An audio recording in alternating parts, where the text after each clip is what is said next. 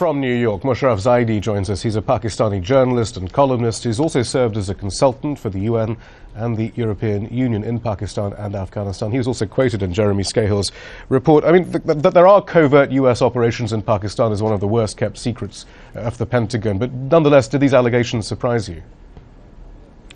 I think they're going to surprise a lot of people because of the source. As was mentioned in your package, there's been a huge hullabaloo within the Pakistani press, particularly the press that's sort of, right off nationalists, so the sort of what we call the hyper-nationalists in Pakistan have been going on and on about covert wars and about the presence of Blackwater and the evil designs of these kinds of groups. But largely, sort of mainstream Pakistan, at least the opinion elite, if you will, have not seen those allegations as substantive. What Scahill's report does is give it real sort of gravitas, given that it's for the nation, given that it's Jeremy Scahill making this report. So I think it kind of changes the game. It certainly makes the life of a lot of Pakistanis who want to have a rational public discourse in Pakistan much more difficult, because in a sense it validates the allegations that were coming from the hyper-nationalists.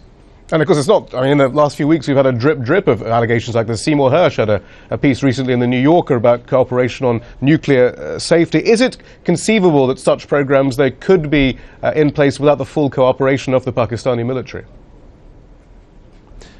No, I don't think that that's possible, especially because this, I mean, while the news is breaking right now, Scahill's article sort of, talks about 2006, 2007, and Blackwater, in fact, in Scahill's book, which is now over 2 years old, Blackwater has been involved in Pakistan in some capacity or the other since 2002. So I think a lot of the umbrage within Pakistan has been building up, but the fact that these allegations are coming to light today is only reflective of the reporting lag here, because in fact Blackwater has been there for a while.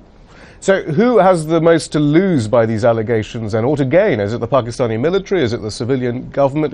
Who's the anger then directed to?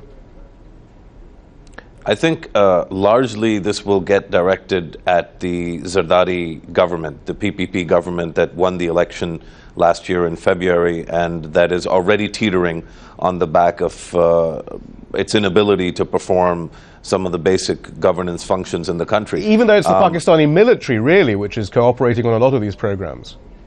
Well, I mean, the history of Pakistan will show that the military does 10 things and gets blamed for one or two of them. The politicians basically do nothing and get blamed for everything. And I think that this is a cycle that keeps repeating itself. It certainly is likely to repeat itself now.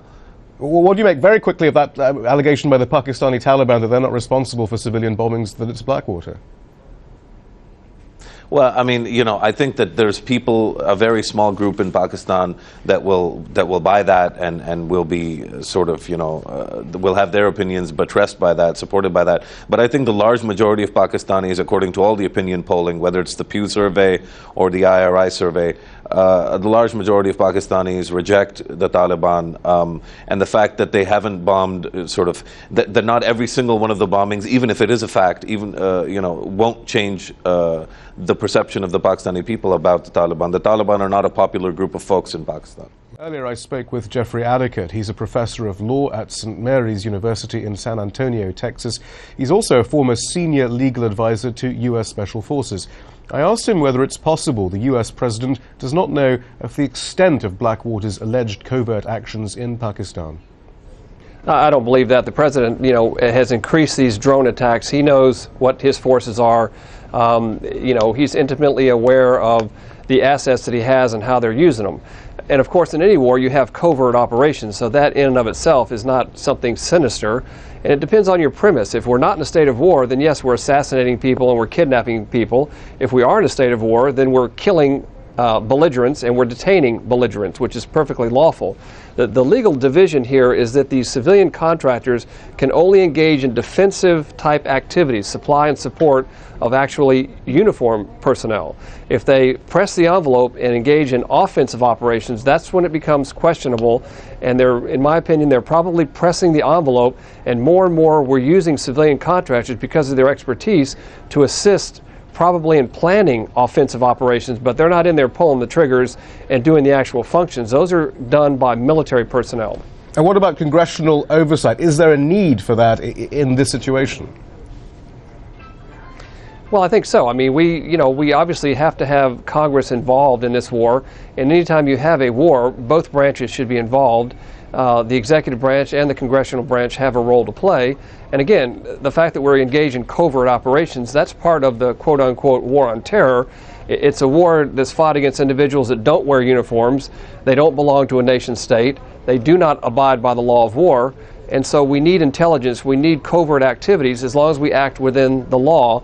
And the Fourth Estate, the press here in this country, we're keen to ensure that our government is following the law.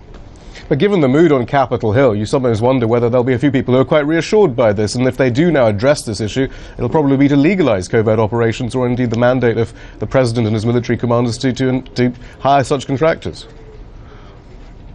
Well, that's it. I mean, we need a full hearing. If it's behind closed doors, that's fine, but we need to decide exactly how far we can go in accordance with the Geneva Conventions. And that's my premise, what I started with.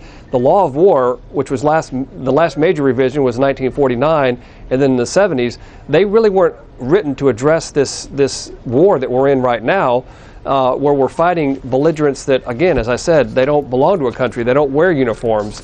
And the law of war hasn't really caught up to the reality of the virtual state, for example, of Al-Qaeda.